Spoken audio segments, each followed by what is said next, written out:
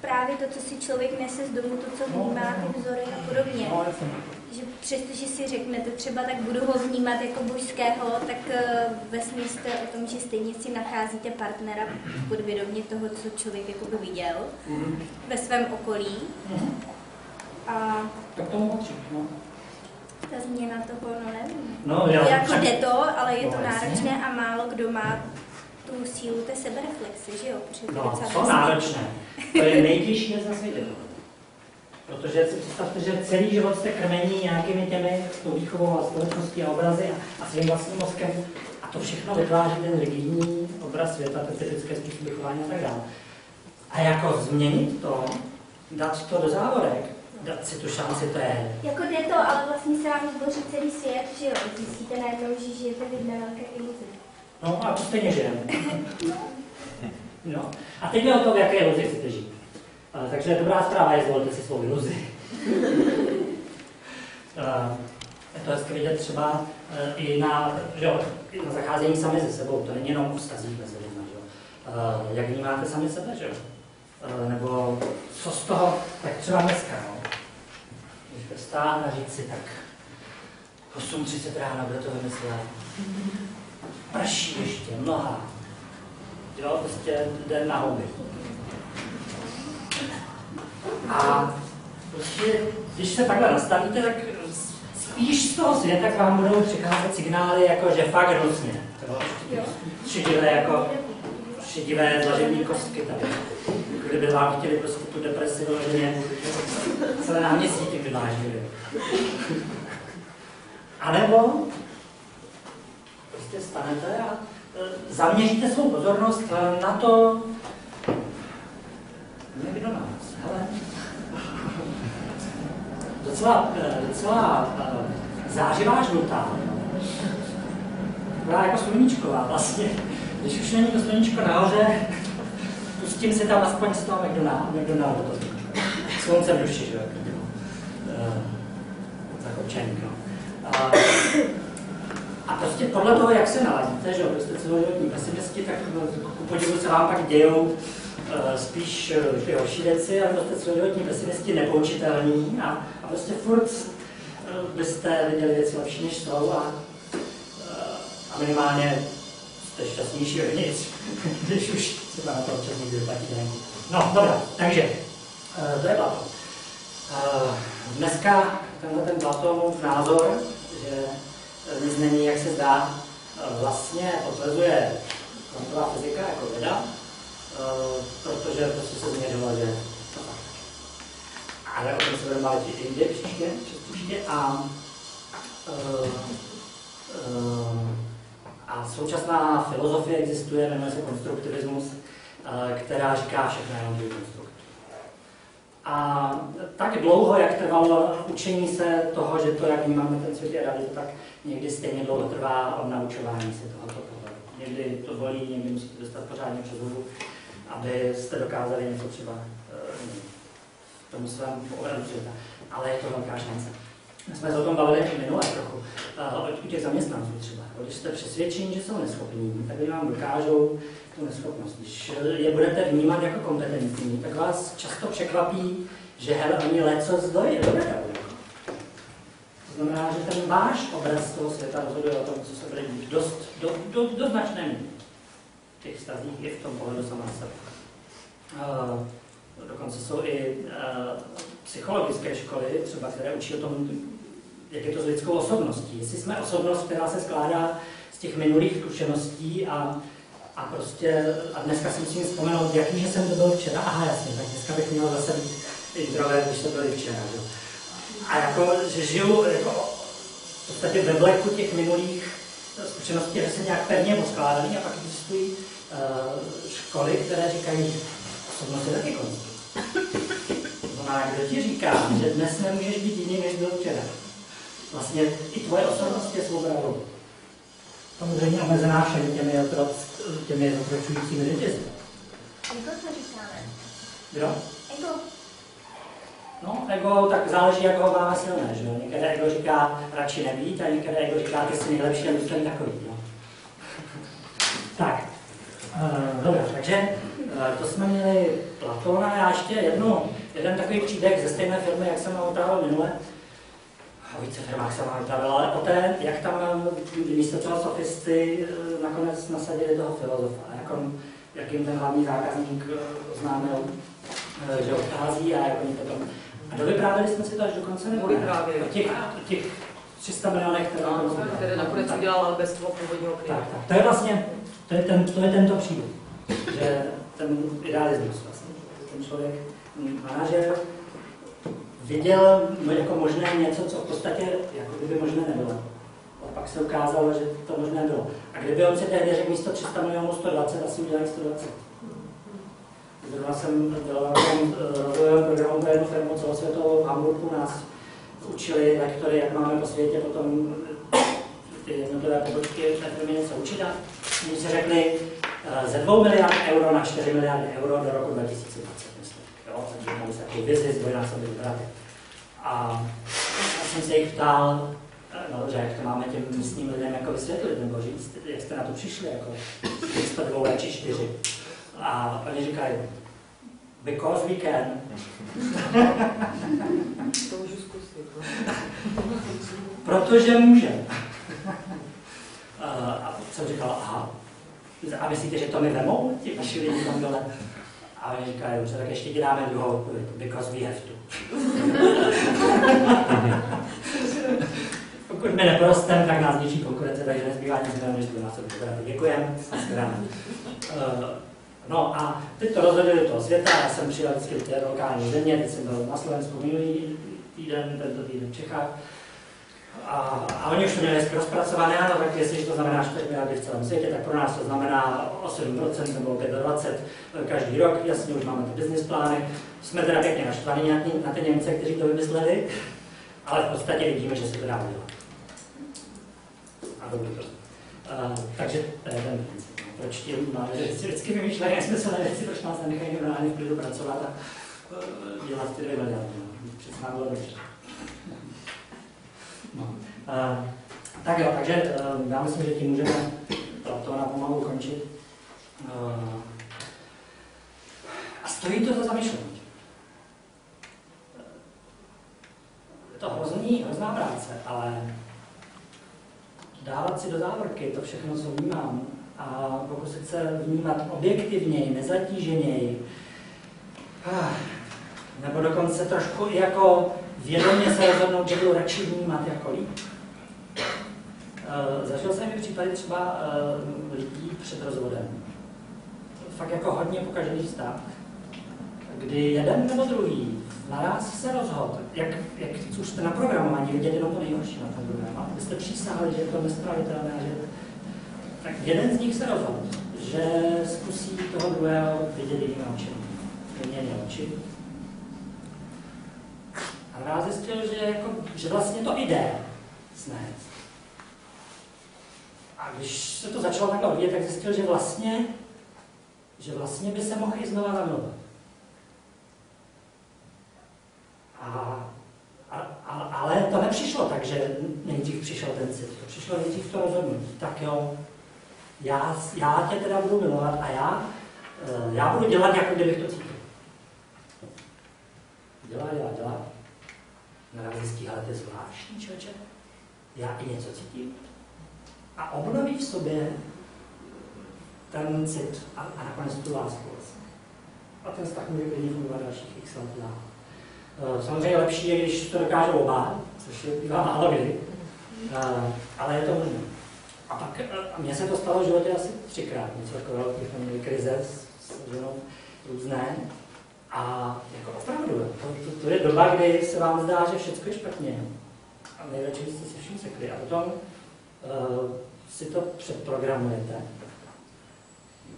A naraz zjistíte, že vlastně, a to není jako, to je prostě rozhodnutí. A ten pocit, nebo cit, ten se potom dostaví, ale naraz všechno, jak se mohlo vidět, věci špatně, je vlastně super. Takže sám to znám, jako se vám ta hlava dokáže robit, jako během jednoho života, a že je to hodně věc pozitivní. A o tom se budeme mít za chvilku, co je to láska. Tak, dobře.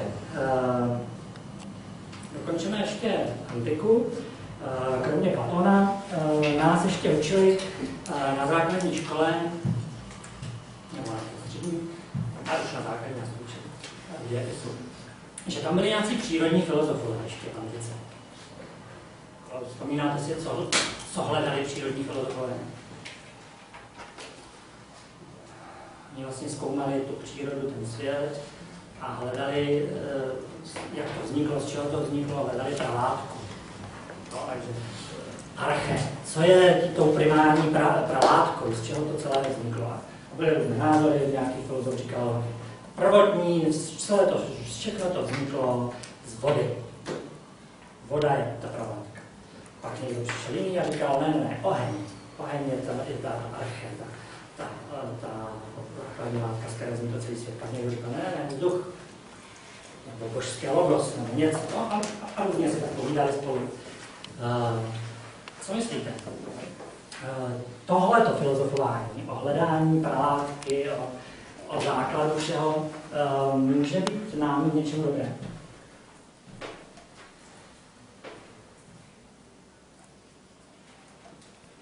V té škole se to vždycky vyručilo, ano, Anaximenes říkal tohle, Anaximenes říkal toto, Herakleitos říkal tohle, to řekli tu stupínku, dostali známku a tím to pro nás skončilo. Takže k čemu je to dobré?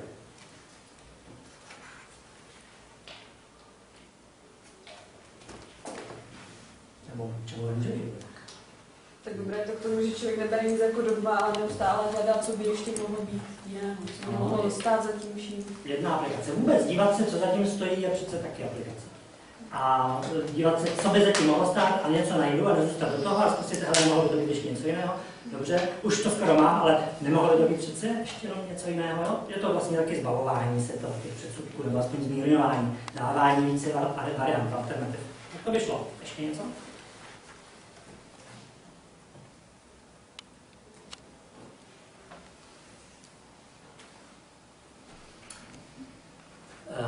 Oheň, voda, země, vzduch. Co vám to říká? To jsou živly. Co s živlama? Jak bychom je mohli s nima pracovat a využít?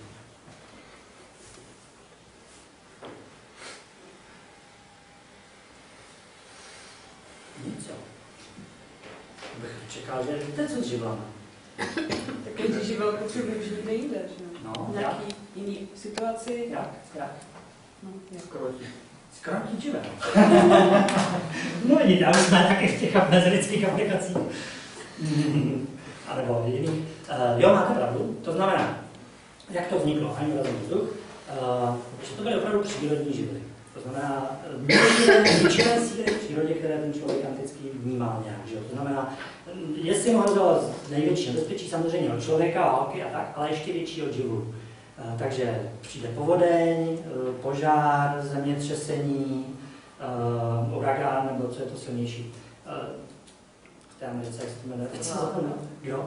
Tornáda a všechny tyhle ty silné bouře. Takže a tyto 4 živly vlastně byly nejničivější síly v přírodě.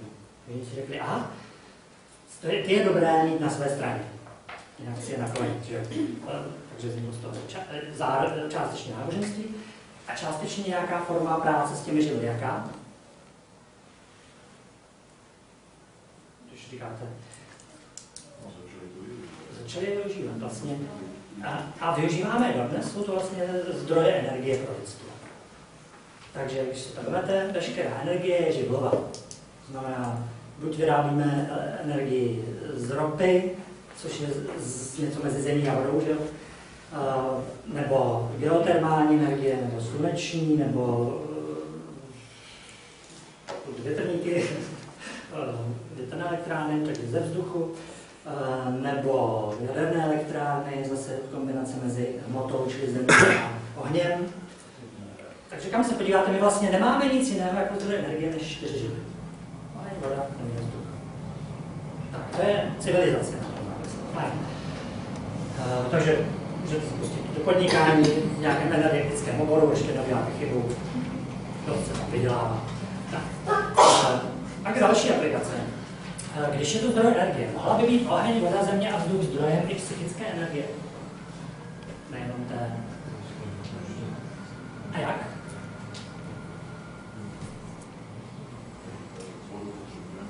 Vodu, dobře. Tělo potřebuje vodu, takže já vypiju přes 3 litry vody denně. Vůbec nepijete, jak se tak na vás dívám. Dáte chybu. Živel voda trpí. V vašem těle. Víte, kolik máte vody v těle? 60%, 80%, myslím. Takže pít. Dobrá aplikace, ne? Jsem si zvyk pít pravidelně. A normálně to jako bez toho nemůžu pít, je to závislost. Když s sebou musím všude si flaštičku, když jdu na výlet a nemám flaštičku, tak musím napít.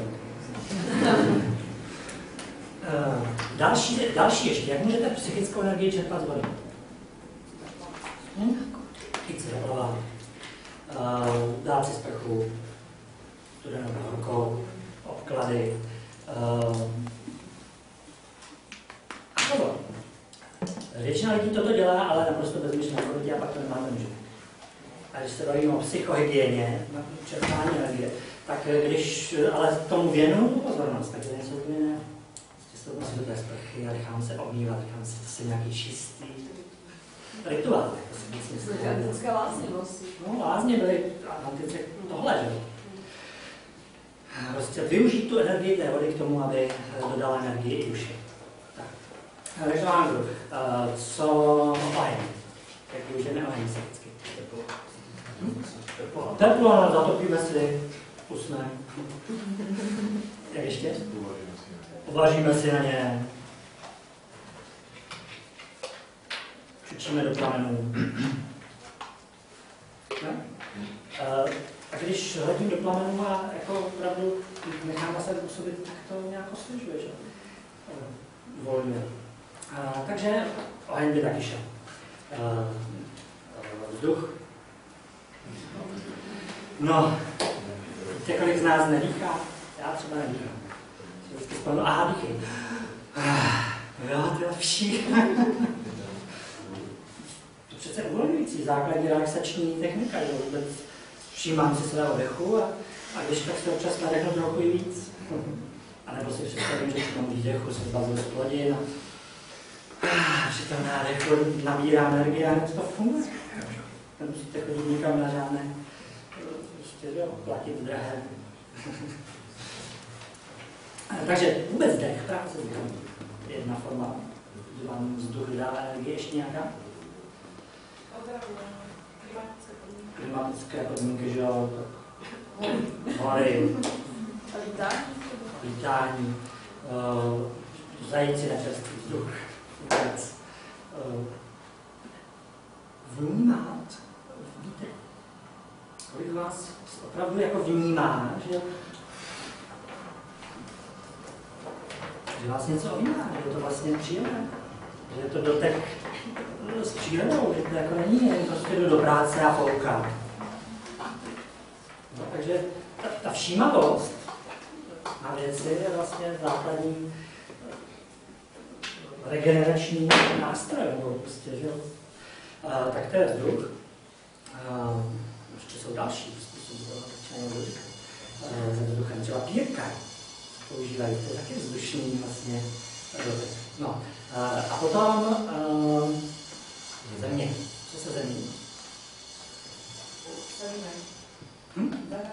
Zahrádkářsko. No, proč myslíte, že se to tolik lidí jako rype v té zemi? Nějak je to uklidňuje. Co ještě? Tak vůbec jídlo. To je přece taky produkt země. Takže najím se a cítím se pěkně uzemněný. Těžký. Nerostné suroviny. Jo, no, nerostné suroviny, že se na něm to asi nevědělo, prostě zlato. Jo. Vůbec se cítím líp. Hlavně holky, tak prostě. Jsou nějaké zlaté asi třeba. No, Zeman objímá stromy. A jenom tohle, jdete do práce a uvědomujete si dotek chodidla z povětří. A jdete do toho nějaký. Prostě jednou si připadáte, jako kdybyste snad i žili. To je úplně jiný pocit. Co budete na židli a vnímáte prostě tu pevnost, jo? Prostě. Tak to je země, nebo jo, lehnete si na zem. A nás, nemusím to držet všecko. No, je to vlastně také relaxační plot, je ten spánek. Tak, takže to bylo použití živlů pro obnovu psychické energie. A pořád jsme se nedotkli nejvýznamnějšího využití 4 živlů. Pro nás, pro lidi, kteří jsou na malé vědecké škole nějakým soudem. Můžu se ptát, jak se to celé jmenuje, jako ten Platón a teď to je... Přírodní filozofové. Přírodní filozofové. Ano, přírodní filozofové a koncept 4 živlů. Takže to nejvýraznější použití 4 živlů. Vůbec jsme ho ještě nezmínili. Tam dělá ještě nějaké.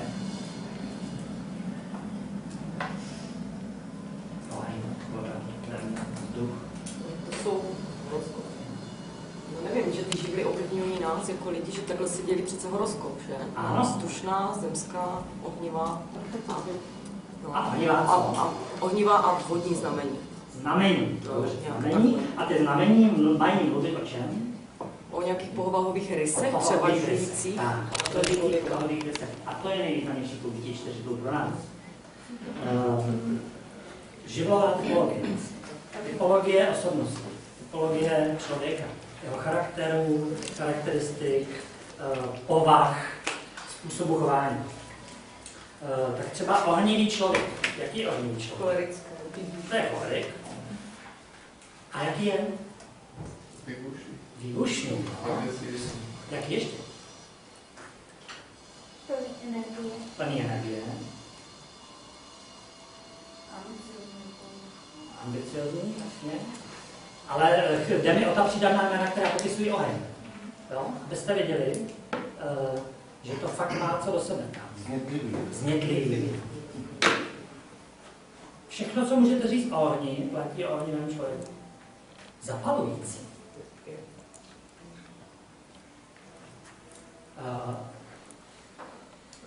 Na věci se dívá zaostřeně ohnisko.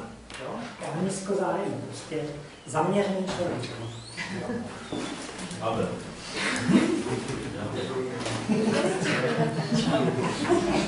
Jo, tak se podívejte. Tak. A jaký je vzduch? To se pár přídavných jmen. Nestálý. Volný, uvolněný. I uvolněné mravy. Nestabilní. Lehkovážný, lehkomyslný. Kam víte tam plášť, přelétavý. Voda. Plynoucí. Kontinuální, no. No, jaká voda, že?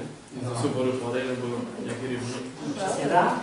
Takže může být trošku zadívající rybníček a tak to může být pěkná Smrč.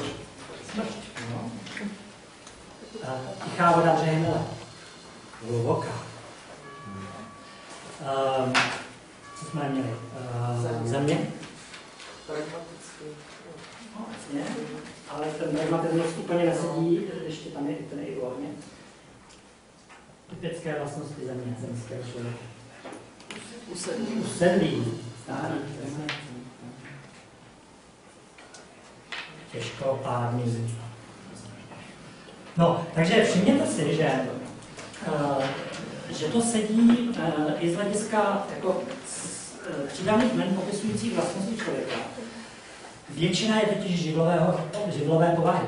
Většina těch slov existuje, já když dělal takový dotazník osobnosti, tak vybral asi 4000 slov a z nich potom faktoroval analýzou, zjišťoval ty jádrové a většina těch slov je živlových. Čili opravdu ta kultura naše vychází z antiky a používá tato slova pro popis lidských charakterů a lidské typologie. Takže má to něco do sebe a chvilku bych tomu chtěl věnovat, aby jsme si to přiblížili ještě blíž. Zajímavé je, že to sedí i z hlediska třeba fyzičné. Oni si to představili tady taky v antice, že jsou nějaké látky v těle, že to tělo je složeno z těch jednotlivých živlů. Ale ono to tak je, protože vlastně 4 hlavní prvky, uhlík, pevně, z kterých je složeno naše tělo. Dusík, to je vzduch, hlavní složka vzduchu je dusík, vodík a kyslík. Kyslík vlastně hoření, oxidace. Dýchání se říká, že je oxidace bez hoření. Takže sedí to i z hlediska prvků v těle. A na katedře psychologie Karlovy univerzity se dělá výzkum, která že to typologie osobnostní je nejpřesnější. Ukázalo se, že to antická. Ne melancholik a flegmatik, to je špatně, tam to nesedí. Ale když se to pojme živlově, tak to sedí. Je to nejpřesnější typologie, která kdy byla. Lepší než MBTI, pokud někdo znáte, protože MBTI je už jenom složité pro jen 16 typů. A tady ty 4 typy úplně pro to laickou práci s lidmi nebo takovou tu běžnou stačí. To ten učitel legále, tady tyhle ty? Ne, MBTI to je introvert, extravert, smysl, intuice, feeling, thinking, judging, perceiving. Jo? 4 dvojice pojmou 16 typů tolikát. A ještě budete mít psychologii. Takže ta živlová je přesnější. A můžete si udělat i oficiální test třeba na živlu. Já tady potom pro vás takový jeden laický mini testík mám, takže si můžete udělat. A mám tady takovou tabulku s popisem rozdílu mezi těmi živly, abyste s tím mohli pracovat při své práci. Samozřejmě, vždycky je to zjednodušení. Prostě strkání lidí do škatulek je vždycky, je to konstrukt. Je to práce s něčím, co neexistuje, tak jak jsme se o tom před chvilkou bavili.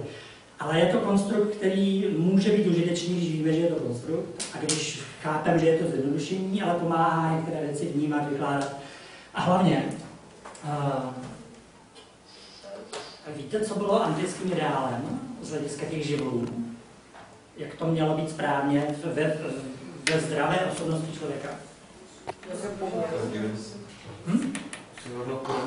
Rovnováze. Takže harmonie živlů, rovnováha živlů, láska mezi 4 živly.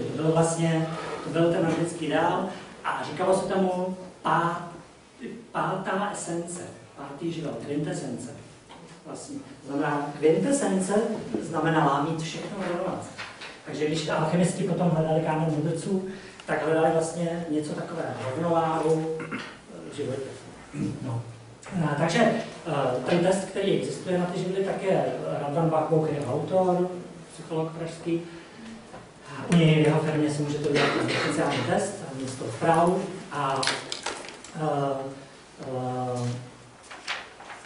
Tak vlastně je to rysová typologie, tak jak říkala, vlastně rysy člověka. To znamená, že vlastně se dá nějakým způsobem odhadnout, jaká je míra zastoupení toho živlu ve vaší osobnosti. Vypadá to takhle. Většinou. To znamená, máte jeden výraznější, pak druhý, pak třetí a jeden slabý. Jo? Zkusme si ještě představit ty jednotlivé živly. Tak už je vás tu dost, já vám pošlu dvě věci. Prvé, při tom povídání můžete se zvětšit. Takže podepište si zemčku a tím, že to nahráváme, jak vidíte, tak můžete se podívat na nějakou tu nahrávku z těch hodin. A jsem vymýšlel způsob, jak to dát někam veřejně, aby to nebylo veřejně stáhnutelné a někde se to nešířilo po světě. Takže vymysleli jsme jakousi soukromou složku na YouTube, která není veřejně dostupná, a když mi dáte svůj Google Mail, tak vám pošlo na to odkaz, vy se tam dostanete, nedá se to stáhnout samo o sobě, samozřejmě, když jste hackři, tak se dá stáhnout všecko. A tady je proto napsáno, prosím o zpřístupnění této nahrávky, ale za to se zavazuji, že si ji nestáhnu do počítače, nebo někam šířit a nebudu posílat na to nikomu odkaz, než jsou mi spolužáci. Takže je to čestné prohlášení. Samozřejmě, když to někdo nedodrží, tak porušujete naši dohodu, tak to nedělejte, prosím. Ale pokud chcete, tak se můžete na ty videa podívat. Když třeba někde nebudete, nebo když si budete něco říkat. Takže se mi tam podepište a dejte mi tam Google Mail. Přes jiný než Google Mail to nejde. Takže Gmail nebo Google.com nebo něco takového byste měli mít, a když nemáte, tak si ho vyrobte a pak mi pošlete na sebe kontakt, ten googlácký. Normální mail nefunguje, no, ten to nebere. Takže kdybyste někdo neměli a chtěli si to zřídit, a až si to zřídíte, tak mě ten váš Google mail pošlete.